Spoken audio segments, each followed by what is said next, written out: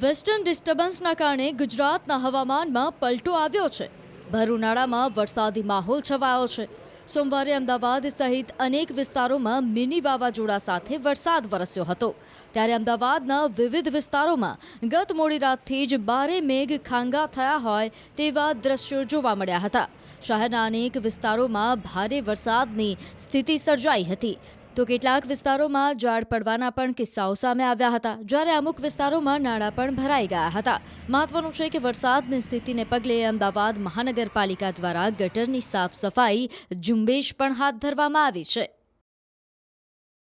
રાજ્યમાં છેલ્લા 2 દિવસથી વાતાવરણમાં પલટો આવ્યો છે અને વાતાવરણમાં પલટો આવવાના કારણે ભર ઉનાળે વરસાદી માહોલ જોવા મળી રહ્યો છે। ગઈકાલે આંધી તુફાન સાથે જે પવન ફૂંકાયો હતો અને પવનના સુસવાટા સાથે વરસાદ ખાબક્યો હતો અને તેના કારણે જે રીતે પવન ફૂંકાયો હતો તેના કારણે શહેરમાં અનેક જગ્યાએ ઝાડ પડી જવાની ઘટનાઓ સામે આવી હતી। શહેરના અલગ અલગ વિસ્તારોમાં 15થી પણ વધુ ઝાડ જે છે તે પડવાની ઘટનાઓ સામે આવી હતી। ત્યારે હાલ આપ જે જોઈ શકો છો કે કર્ણાવતી ક્લબની સામે એક મહાકાય વૃક્ષ જે છે તે ધરાશાયી થયું છે અને એ ઝાડને હાલ તંત્ર દ્વારા હટાવવાની કામગીરી કરવામાં આવી રહી છે। એસજી હાઈવે પર જે છે સર્વિસ રોડ છે અને ત્યાં આ વૃક્ષ ધરાશાયી થયું છે અને આવી જ રીતે શહેરમાં અલગ અલગ વિસ્તારોમાં ઝાડ પડવાની ઘટનાઓ સામે આવી છે। ગુજરાતમાં છેલ્લા 2 દિવસથી વાતાવરણમાં પલટો આવ્યો છે અને ગઈકાલે જે પ્રકારે પવન સાથે ભારે વરસાદ પડ્યો હતો અને પવનના સુસવાટા સાથે જે પ્રકારે અમદાવાદમાં વરસાદ પડ્યો અને તેના કારણે શહેરમાં અનેક વિસ્તારોમાં જે છે તે ઝાડ પડવાની ઘટનાઓ સામે આવી છે।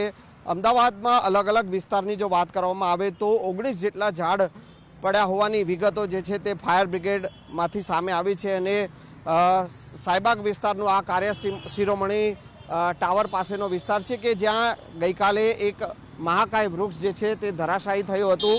જો કે આસપાસના જે 3 થી 4 વૃક્ષો જે છે કે તેમાં પોલાણ થઈ ગયું છે અને તેના કારણે વૃક્ષ અહીં પડવાની ઘટના જે છે તે આ બની છે અને હજુ પણ ભવિષ્યમાં આ પ્રકારની ઘટના બની શકે છે તેવી દહેશત ભીતિ જે છે તે સ્થાનિક રહીશો જે છે તે વ્યક્ત કરી રહ્યા છે। અહીંના સ્થાનિક નવીનભાઈ પટેલ જે છે તેઓ આપણી સાથે છે। નવીનભાઈ, આ ઝાડ પડવાની ઘટના બની છે, શું છે ઘટના? અમે સાહેબ 8 સપ્ટેમ્બર 2024ના દિવસે અમે બગીચા ખાતામાં કમ્પ્લેન આપેલી છે। એના પછી ફોટા સાથે કમ્પ્લેન આપેલી છે, એના પછી કોઈ આ કાર્યવાહી કરેલ નથી। એટલે મ્યુનિસિપાલિટી અને બગીચા ખાતું કોઈ જાનહાનિ થાય તેની રાહ જોઈ રહી છે, કોઈ જાનહાનિ થાય તેની રાહ જોઈ રહી છે, એના પછી ઝાડ પાડશે। અમે એ રીતની બી રજૂઆત કરી હતી કે ઝાડ આ કાઢીને બીજા નવા ઝાડ વાવવા, તો એના આગળ કોઈ કાર્યવાહી કરેલ નથી। 8 સપ્ટેમ્બર 2024ના દિવસે અમારી અરજી આપેલી છે ફોટા સાથેની।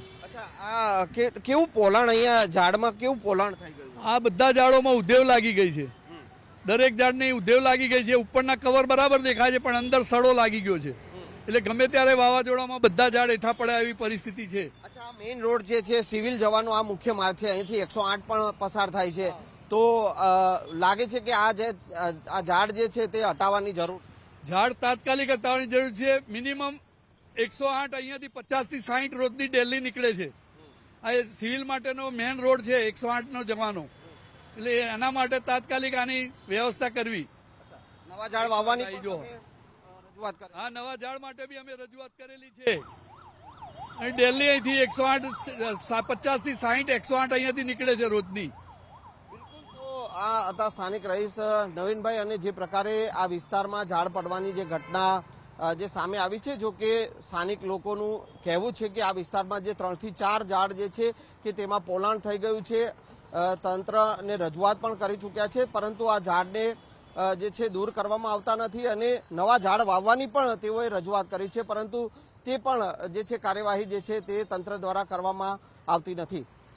કેમેરામેન શૈણિક મહેતા સાથે સંજય ટાંક, ન્યૂઝ 18 ગુજરાતી, અમદાવાદ। અમદાવાદ શહેરમાં ગઈ રાતે વરસાદ વરસ્યો હતો। ભારે પવન અને ગાજવીજ સાથે વરસાદ અનેક વિસ્તારમાં જોવા મળી રહ્યો હતો।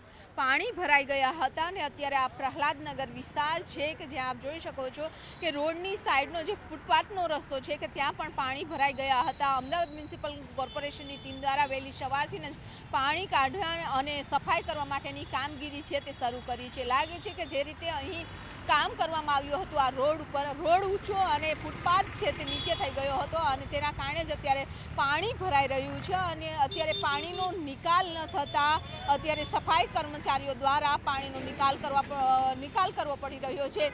આખી ટીમ છે તે આપ જોઈ શકો છો કે રોડ ઉપર અત્યારે સફાઈની કામગીરી ચાલી રહી છે.